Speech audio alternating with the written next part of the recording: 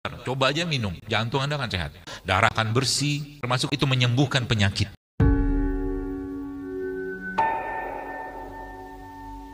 Ini saya kasih ilmu satu buat ibu-ibu yang ibu-ibu ini kan salah satu yang mereka harapkan kan glowing ya. You know glowing? Ya, glowing in the sky gitu kan. Waktunya habis. Ya, sudah tahu saya. Salah satu bahan yang bikin kulit kita tuh elastis. Nah, ini kabar baik nih bagi para penggemar makanan ini nih. Itu ternyata apa, Bapak sekalian? Ceker ayam. Ceker ayam itu ternyata tinggi sekali kolagennya. Kolagen itu kan mahal loh kalau dijual itu. Itu ternyata banyak di ceker ayam. Ya. Jadi kalau mau tadi ya kita dapat asupan kolagen, nah tuh bikin tuh sup ceker ayam. Ya. Ayamnya gimana? Ayam yang bahagia. Pilihlah ayam yang bahagia. Karena banyak sekarang ayam tidak bahagia. Betul nggak? Iya loh. Di kandang dia merana, nggak ada teman, nggak boleh main, kan gitu. Nggak dapat sinar matahari. Akhirnya manusia yang makan ikut-ikutan merana.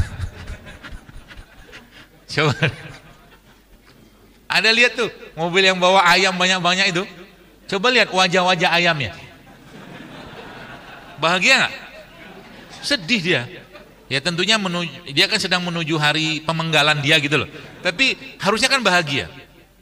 Ya, jadi kita tuh banyak sekali hal-hal yang kita membuat kita tuh ya salah satu nggak bahagia, nggak ceria. Emang karena makanan kita tuh sudah banyak masalah gitu kan. Ya, nggak ada kalau bahasa itu nggak ada enzimnya gitu loh, nggak ada vitaminnya. Maka tadi saya masya Allah nih, kayaknya tadi kan saya di ruangan DKM itu sajiannya saya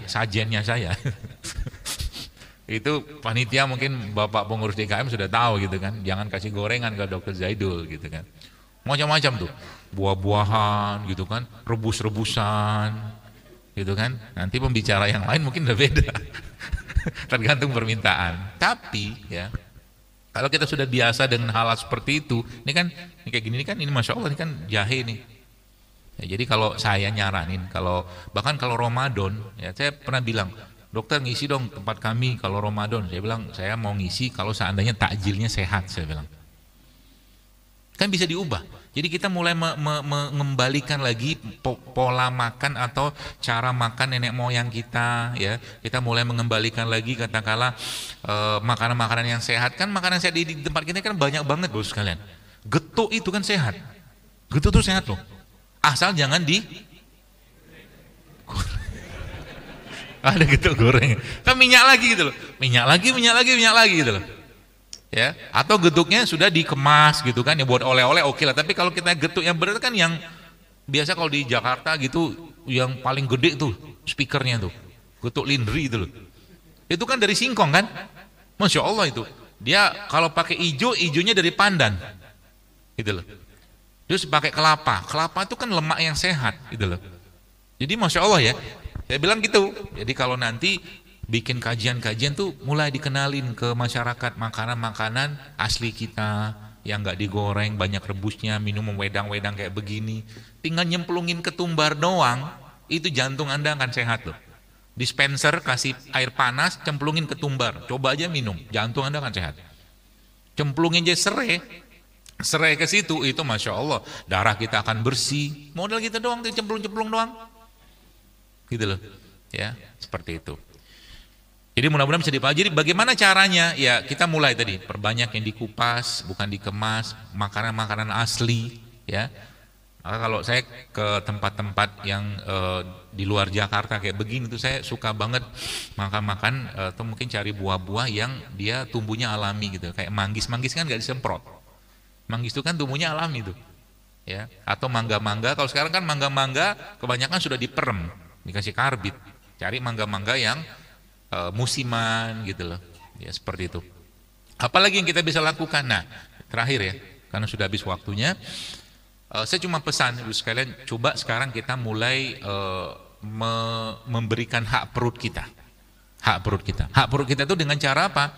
Jadi sebelum Anda makan, ya sebelum Anda makan apapun lah gitu kan, Anda mulai kayak gini nih, minum jahe dulu, atau mungkin minum air putih dulu, atau minum air madu dulu, atau yang paling bagus itu yang saya sekarang terakhir pelajarin itu adalah kita minum air yang dikasih cuka apel, cuka nanas, cuka madu gitu loh. Jadi air kayak begini misalkan, ya Anda masukin cuka, ya satu sendok teh lah gitu kan, dikit aja, kita minum tiap hari. Itu banyak sekali manfaatnya, karena di situ tinggi enzim, serat juga, ada bakterinya juga gitu loh. Ya, makanya kalau yang paling simpel gimana? Tempe itu masya Allah tempe itu.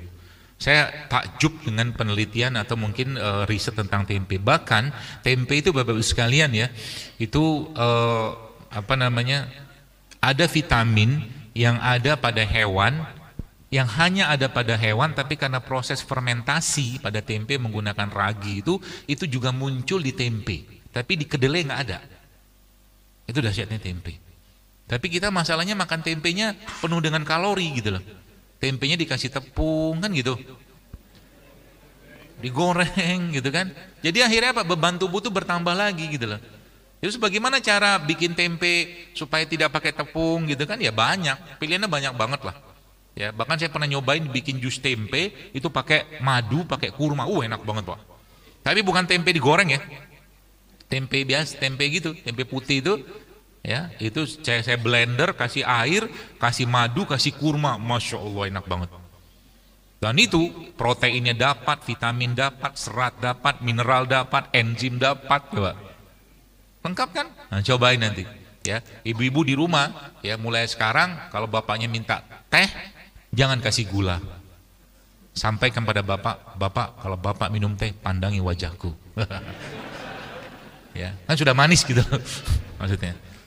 Supaya tawarnya teh ini tercover dengan manisnya wajahku, gitu. Bapak-bapak juga sadar diri gitu kan. Dengan cara coba dikurangin. Kopinya, dokter suka kopi? Suka. Saya lebih suka kopi pahit. Ya, kopi. Kenapa kopi? Karena kopi itu termasuk salah satu antioksidan sebenarnya. Dia banyak sekali kandungan antioksidan dalam kopi. Seratnya juga ada juga. Ya, bahkan dia termasuk fat burner, dia pembakar lemak sebenarnya kopi itu. Ya, jadi mulai biasakan tadi ya, mulai latihan apa tadi? Nggak ada tepung. Boleh tempe itu, di belakang boleh tempe itu, masya Allah. Nanti camilannya apa? Tempe, cocolin pakai madu. Atau kalau enggak, kelapa tua itu, bagus sekalian ya. Itu kan banyak orang kan, ini kita itu dikit-dikit kambing hitamkan. Jadi saya nggak tahu dapat dari mana ceritanya makan kelapa itu jadi cacingan. Nggak tahu saya. Wallahu alam, itu bingung saya itu. Itu tuh sehatnya minta ampun loh itu kelapa itu. Jadi camilan kelapa tua itu loh. Dan sayangnya ibu-ibu ya, terutama ibu-ibu kan, itu kalau bikin santan itu kan air kelapa tuanya kan dibuang. Allahu Akbar, itu Pak Bu, subhanallah ya. Itu air kelapa itu ya, kelapa tua ya, itu jauh lebih baik daripada air isotonik kemasan manapun. Coba kita buang coba. Itu Anda mau bikin apa? Bikin sambal bisa, diminum pun masya Allah, ngebersihin jantung, liver kita, ya, pencernaan kita. Modal air kelapa yang kadang-kadang kalau beli sama tukang air kelapa, kelapa tua itu kan, itu 1000 tuh dapat banyak tuh, ya kan? Daripada beli minuman-minuman kemasan, beli itu aja, tiap hari minum itu, masya Allah, sehatnya luar biasa. Asam aminonya ada, vitamin ada, mineral ada, coba. Luar biasa. Jadi beruntunglah kita yang tinggal di Indonesia. Ya, kalau di luar negeri susah cari abang atau mas-mas yang jual kelapa muda. Susah, mahal lagi. Ya, maka itu tadi ya beberapa tipsnya ya. Dan yang paling penting ya, saya tadi pesan sama takmir masjid, saya katakan Rasul itu memberikan pedoman yang sangat, ini terakhir, serius. Saya kalau lagi bahagia begini, ya, karena jamaahnya juga bahagia. Kalau lihat muka-muka itu muka-muka ceria gitu, ya, tidak terpapar dengan polusi kota. Nabi itu, masya Allah ya, lihat, Apakah ada pedoman-pedoman tentang kesehatan dalam Islam? Oh, ada Pak Bu. Kita itu waktu tidur kita diatur Quran loh, waktu bangun kita diatur Quran, ya kan? Qumil laila illa qalila, kan ada tuh, nisfahu awin kusminho qalila. Suruh bangun. Nabi tidurnya kapan? Nabi tidur tuh habis Isya, nanti bangun tengah malam, jelang subuh nanti Nabi tidur lagi. Ini kalau sekarang ini kenapa banyak masalah? Karena kita nggak ngikut Nabi. Nabinya tidur, umatnya bangun, Nabi tidur. Gitu loh. Jadi Masya Allah kan, begitu luar biasanya agama kita. Terus apa lagi? Lihat. Abu Hurairah radhiyallahu anhu pernah menyebutkan bahwa salah satu nasihat Nabi SAW kepada beliau adalah berpuasa 3 bulan, 13, 14, 15. Saya baca Bapak sekalian, beberapa ilmuwan barat itu mereka menyarankan itu berpuasa 3 kali sebulan, tapi dia nggak tahu apa, bahkan dia nggak tahu, tentunya mereka nggak tahu dalam Islam itu ada syariat itu. Dan Abu Hurairah, apa yang terjadi setelah Abu Hurairah disampaikan Nabi SAW, ya, Abu Hurairah menyampaikan, kekasihku Rasulullah SAW menyebutkan atau menyampaikan, berpesan kepadaku, berpuasalah 3 hari selama 1 bulan.